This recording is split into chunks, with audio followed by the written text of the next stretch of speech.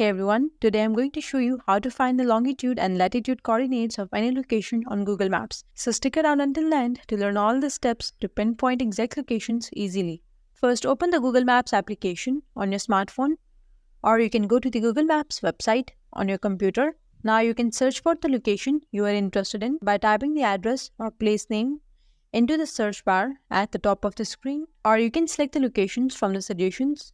Once the location appears on the map, find the exact spot for which you want to get the longitude and latitude. And if you're using the Google Maps on your smartphone, then simply press and hold the specific spot on the map until this red pin drops.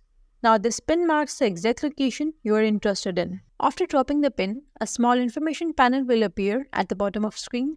So tap on this panel to expand it. Now in the expanded panel, you will see the coordinates displayed in the format of latitude and longitude. And you can also see these coordinates in the search bar. If you want to copy the coordinates, simply click on these coordinates, and now you can see they're copied to the clipboard.